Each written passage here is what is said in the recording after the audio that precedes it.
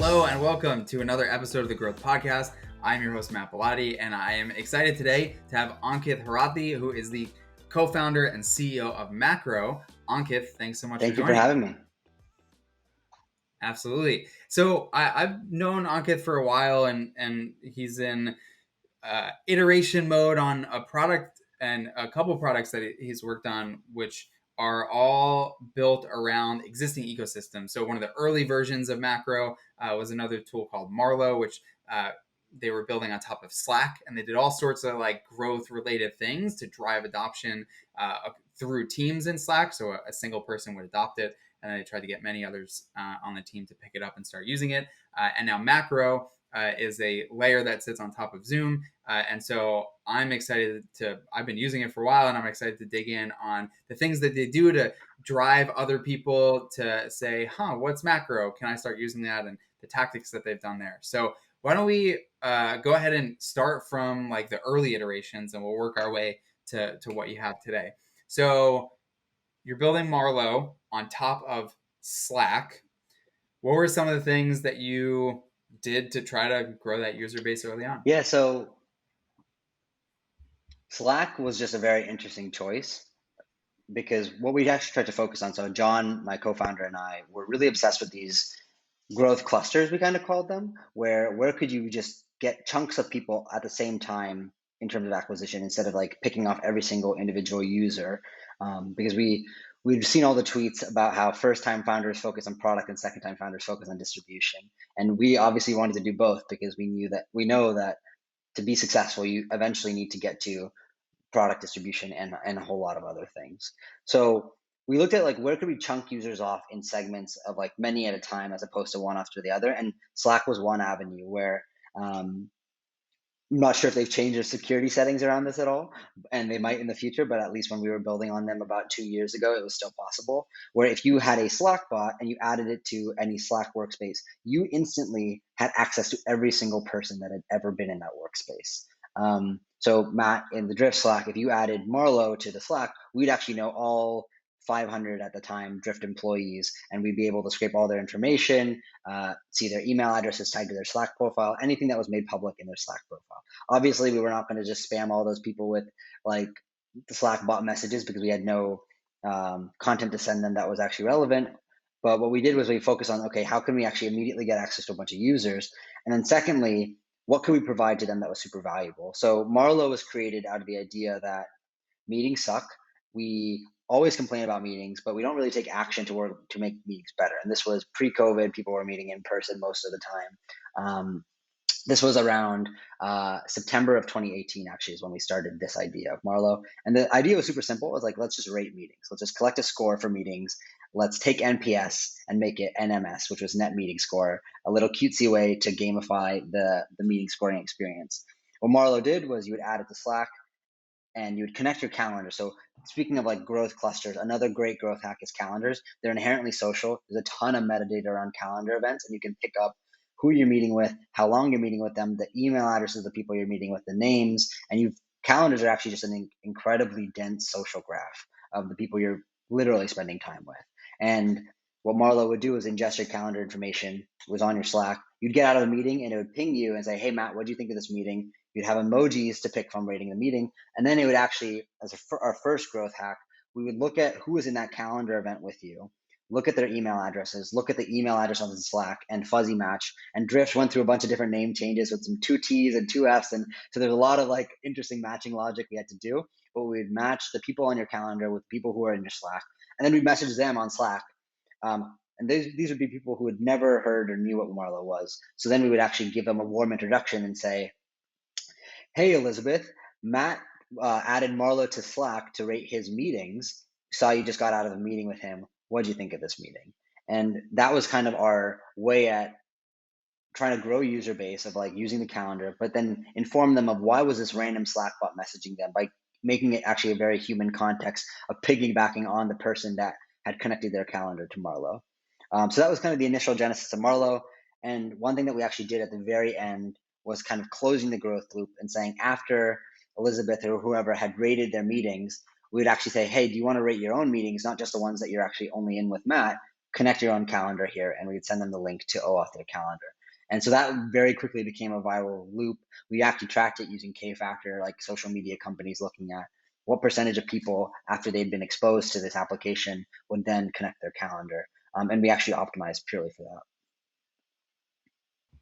I love the concept of the growth clusters. Where do they exist? And layering on top of what is an inherently social thing, because that gives you so many more levers to build on top of, right? Like the calendar is inherently social, whereas something, I don't know, I'm trying to think that's less social, like a task management tool, like project management tool, inherently social because generally you're doing Mm-hmm. tasks with other people. Versus if you're trying to do like growth type tactics on something where you're generally the only user, like I pick it up and I don't have touch Mm-hmm. points, then there's a lot Yep. less to do there. Exactly.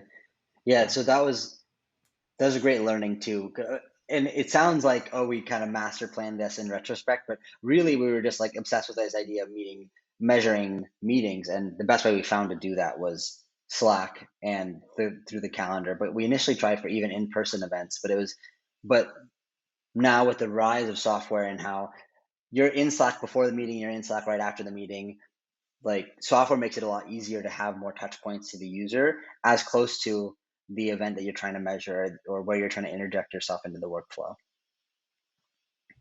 Yeah, and something you just touched on, which is the like how close you're injecting yourself to it. I think that that's one of the things that was kind of magical about the way the way it was structured for Marlo was I get out of the meeting. As soon as I get out of the meeting, there's a touch point, which is it's such a natural flow of time versus something that like sends an asynchronous email like detached from that. Whereas you were showing up to other people saying, "Hey, you were also in this meeting. Do you want to rate it?"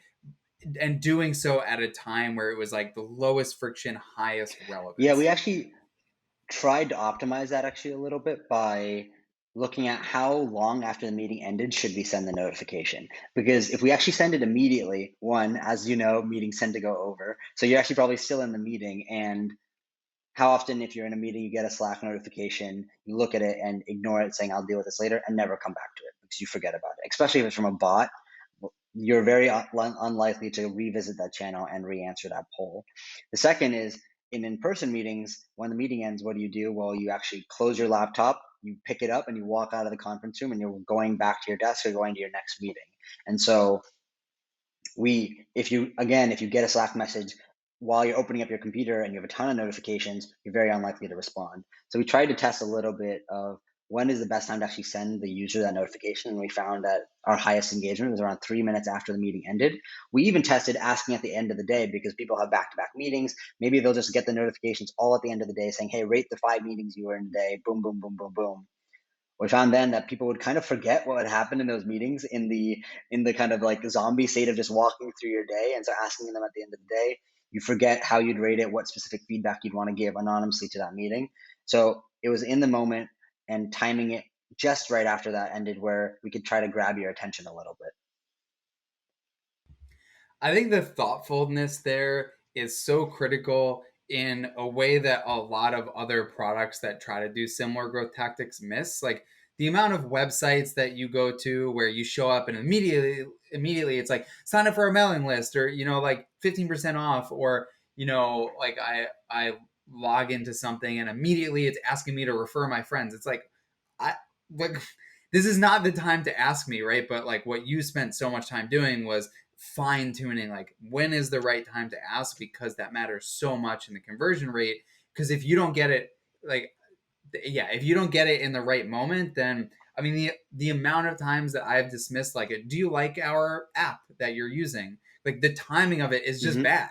And then I don't want any part in it. And it's easy for you to get something like that wrong and then annoy people as their first touch point rather than feel like, oh, this fits here. I can interact with Yeah, it. and especially in feedback, like survey responses are like historically very low. I think the average, and I might be wrong on this, but from what I remember, the average response rate when you're sending like a large survey feedback is around 15 to 20% is pretty average. What we were seeing with Marlo, especially in the first 30 days of a user's life, the response rate would be anywhere between 70 to 85%. as like they would respond to every single one of the polls, or 85% of like polls sent out would actually have a response sent to them. So I think the medium of Slack was incredibly beneficial, the timing of it, and also the simpleness of the question.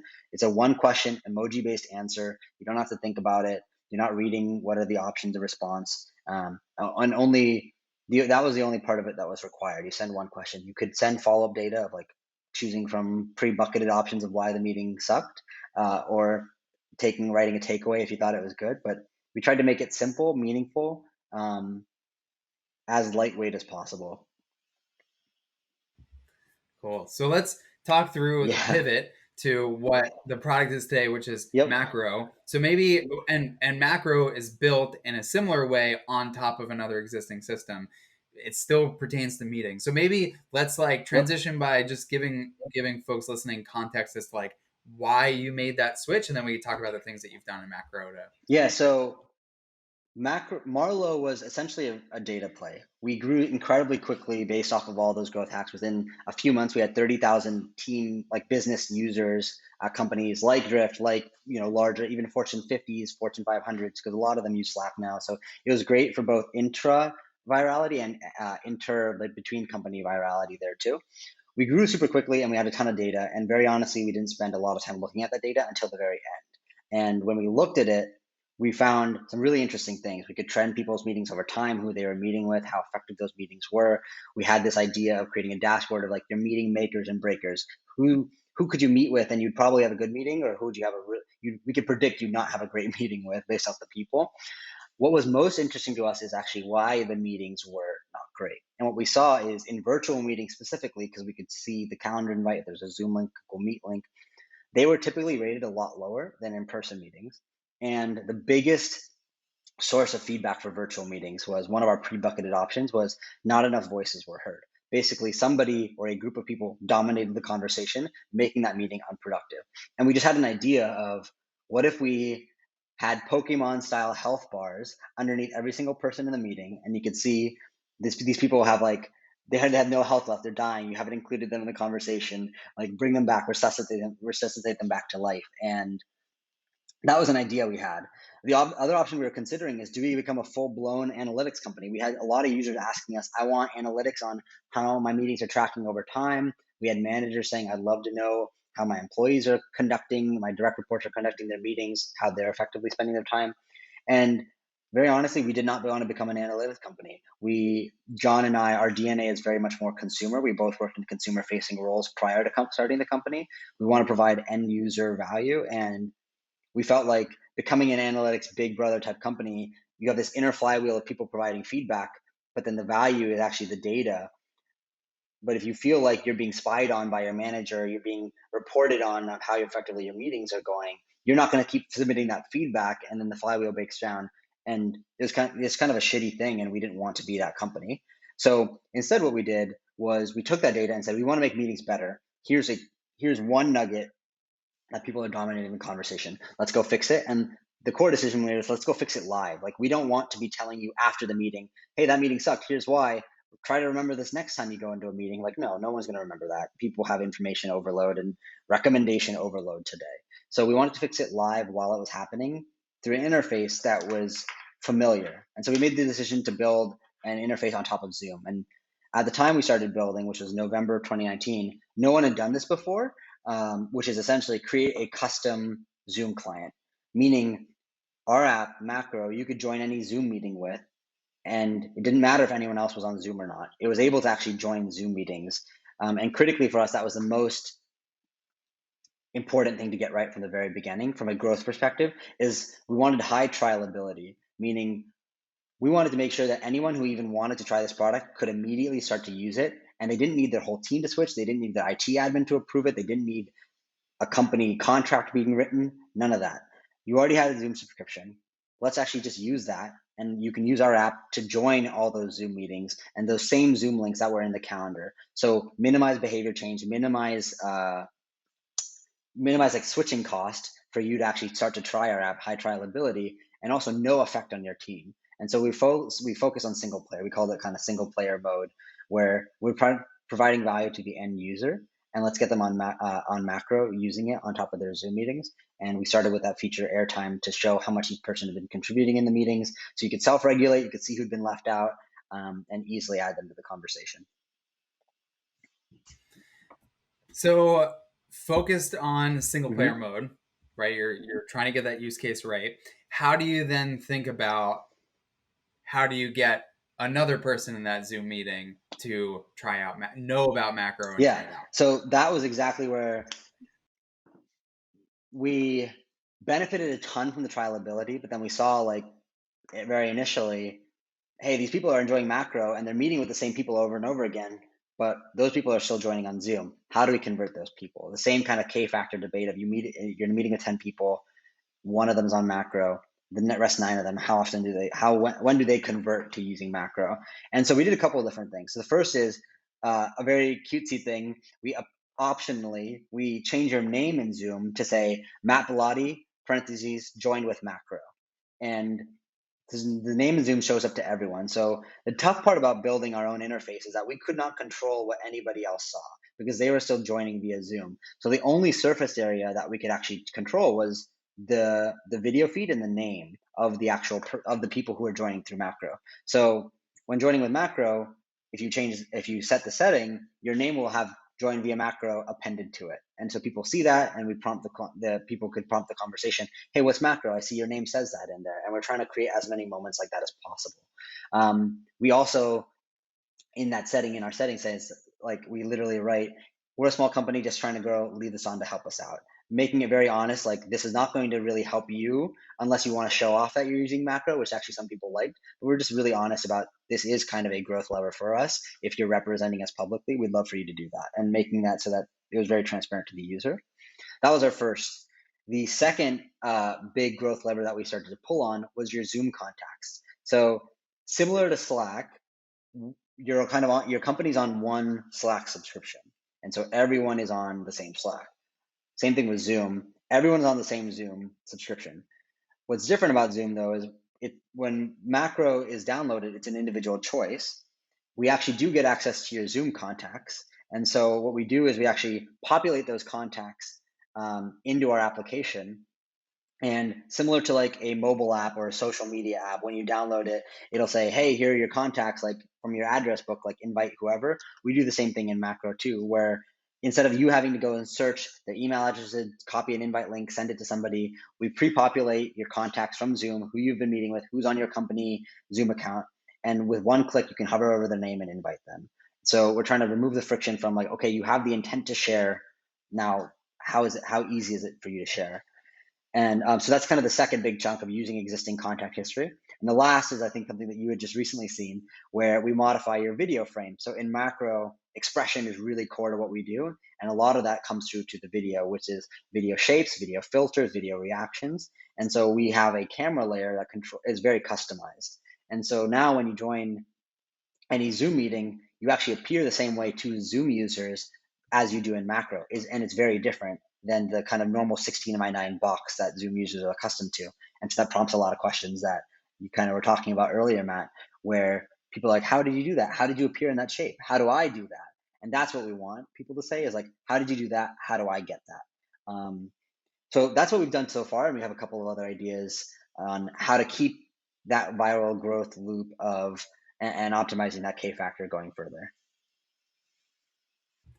Yeah, I love the stuff that you guys are doing. I mean, I like from my own experience when I left on the like join via macro .io and maybe one out of every 10 or 15 people that joined the meeting with me would ask me about it, like, hey Matt, what's macro? And I would tell them about it. And then since you made that change where you show me in my circle to other people, it's like more than half of people that join a Zoom with me is like, how are you a circle? And it prompts that conversation. And because I love using the product, which I think is Mm-hmm. important here, like there's a difference between making a change like that to prompt the conversation when the user generally is more like passive on the product or is not excited about it or would rather it be a like my thing versus macro. Like I'm excited when people ask because I get to talk about it and it's this cool thing and I get to like bring somebody in into the like know of what this thing is and how they can get it to? Yeah, so there's I think three core decisions that we made to get to that point. The first is we're prioritizing the people who love us. So in an early stage company like you can't try to appease the needs of everyone. And what we've built is really opinionated software. Like we know that there are people who are going to not like the product, maybe hate the product, like find zero or negative value in it. There are people who absolutely love the product, and this is their go-to. It's replaced all their Zoom client usage with our application to join all their Zoom meetings, etc. And there are people in the middle who kind of feel like this is interesting. I'll be more passive, and we chose to just we're only going to optimize for the people because we want to get 100, 1,000, 10,000, 100,000 people who absolutely love us and find and excavate and keep defining that core persona. And so we want the people who use Macro every single day to be obsessed with it, to love all the features, and that we know that we're serving them really, really well. That was the first decision. Is like optimize for your true fans. The second was actually not a growth related decision, but a product decision, which is it was necessary for us, especially in the pillar of expression, for you to appear the same way in Macro as you did in Zoom. One of the biggest pain points that we had heard of is there's this like kind of barrier and confusion to, okay, I look the same, I look this way in Macro. It's a custom interface. It's very different than Zoom. It's completely a completely different app. How do I look to Zoom users? Like, what do they see? And a lot of that stems from the hesitation of and the fear that like I don't want to be disruptive to other people in the meeting. I want to control my background. I want to control my experience. And when you talk about expression, we want to make the user feel in control. So it was core for us to say, however you look in Macro, however you're choosing to present yourself in Macro, you will look the exact same to a user joining that meeting in Zoom. And that was kind of a non-negotiable for us as well. And the benefit of that is that third point, which is it is great product marketing. It's a great conversation topic. It's very visible and it's impossible to ignore when you join a meeting with someone in Macro. Cool. Any other growth related things that you're thinking about or, approaching that you want to share before we call it a Yeah, wrap so I here? think that what we're thinking about now is the second kind of phase, which is the first is this awareness. We want to get as many people aware that someone is joining their Zoom meeting in Macro, and so the awareness comes through the join via Macro, through the shapes reflecting on the Zoom end, the filters, the reactions. The second is conversion. As soon as we prompt the conversation of how'd you do that? How can I do that? The intent is there. Now we actually have to make that as easy and as simple as possible for them to immediately join. And so when we're thinking about that conversion step, one of our ideas is around deep linking. So as soon as you say, how'd you do that? How can I do that? With one click, we want to make it so that you, Matt, can send a link through Macro and it will appear in Zoom chat to anybody else in that meeting. They can click it and without even thinking about it, they're now in that meeting with Macro. And yes, there's more steps involved. It's a downloadable. We don't have a web interface. Zoom Web SDK is still kind of in its infancy, but making it super simple so that once they go through the download and install, they don't have to do any setup. They don't have to do any configuration. They're immediately in that same meeting with you where they had that conversation, but now through Macro. So that's kind of our next step that we're trying to focus on. I love it. It's all about like things I've learned here. It's all about being thoughtful around like the message and the timing. It's about um, making sure that you're showing up in the right way, that you're aligning with like the product identity. Like it kind of all falls into place, and then it's all also about removing as much friction as possible to that conversion point and the like. Let me share this with somebody. I love what you guys are doing, and I'm excited to keep opening Macro every day and finding some new stuff and talking about it with people that ask why I'm in a circle. Yeah, love it. Well, Matt, thank you for having me on the podcast. Thanks for the Drift folks too. It's been great chatting. Absolutely. For those of you listening, thank you so much for spending your time here. If you like this episode, check out there's dozens and dozens of other ones with great guests. They're worth a listen. If you're a fan of this episode, hit the subscribe button as well. Would super appreciate that. If you've got any feedback, anything like that, my email is matt@drift.com. I know there are so many things you can do with your time, energy, effort, stuff you could watch, listen to, work on, whatever it is, and you're spending it here listening to the podcast, and I super appreciate that. If you liked it, also a review would be cool. Written review. I'm trying to get a few more of those, but otherwise I will be quiet and wrap the episode. So thanks so much for listening. Catch you on the next episode.